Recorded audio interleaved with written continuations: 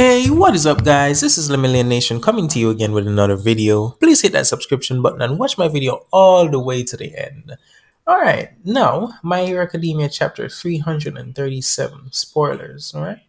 This chapter begins on the villain side, with Dabi saying that if the other students find out about the traitor, it will be bad for them. All for One says no and compares it to a $5 lighter, asking if anyone gets sad when it stops working. If Aoyama and his parents succeed, that's great. If not, it's on to the next plan. They're nothing more than disposable tools.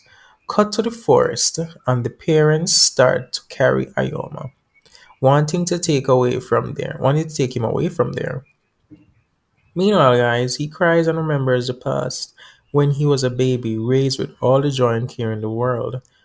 Aoyama imagines that his parents must have been sadder than himself for not having a quirk, so they listen to the rumors. At that time, we see a black panel showing two people talking.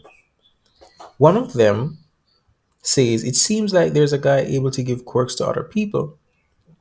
The quirk he received was not compatible with his body, but his parents did their best to provide equipment that would help him use it. He was excited to start pursuing his dream, but that's when All for One started giving orders. All Might is going to become a teacher. Join UA. Let me know when the class will be isolated from the rest.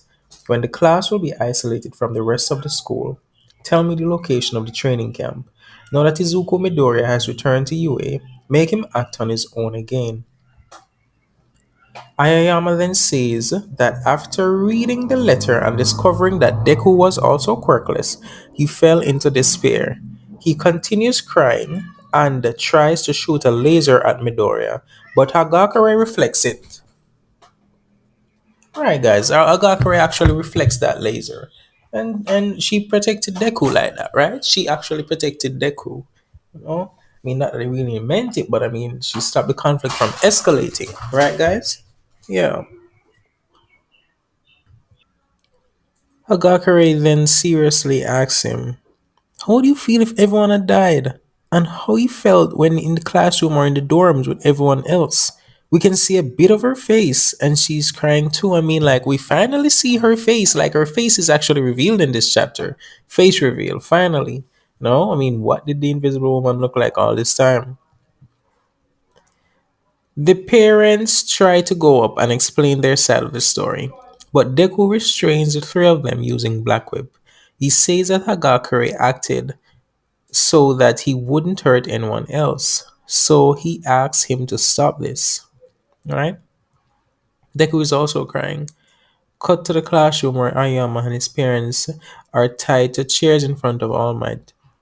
Sukeachi, Nezu, and other teachers.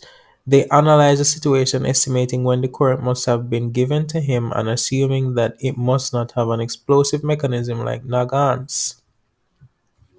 He says that he would like the students to leave, and we see a panel showing all of them shocked. Ojiro wonders what would have happened if Hagakure hadn't found out, and Kirishima screams in disbelief, asking Hayama to say it's a lie. Bakugo says that he didn't expect to meet another former quirkless guy who received a power from someone else. Right? The world is small. Sukiyashi asks them to reveal everything they know about All for One, but the father says they don't know anything. They just received a quirk and were following orders. All for One showed them corpses so they'd understand what would happen if they failed or lied to him. Ayama then starts saying that because the classmates he might have to kill were so nice to him, he ended up acting that way too and got closer to everyone.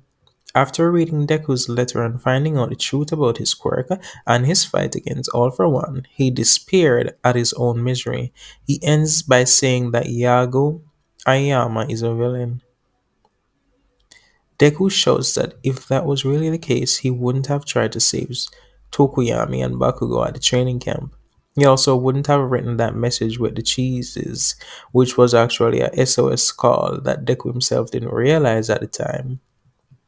He goes on to say that Ayama is not crying now because he failed to obey All for One, but rather because he doesn't want to betray his friends. He says that he met a hero who, even though she had her heart used by All for One, did not give up on helping other heroes to reach their goal. No one should be called a villain for the rest of their lives over a single crime. Deku holds out his hand and asks Aoyama to take it. He can still become a hero. End of chapter. Guys, this was a heart wrenching chapter. I mean, like, wow. We got the face reveal of the Invisible Woman, and we get Aoyama's redemption, really. Well, I mean, not redemption, but I mean, they're forgiving him. That's really good. Guys, thank you so much for tuning in. Let me know what you think. Like, subscribe, and leave a comment below. This is Lemillion Nation, signing out.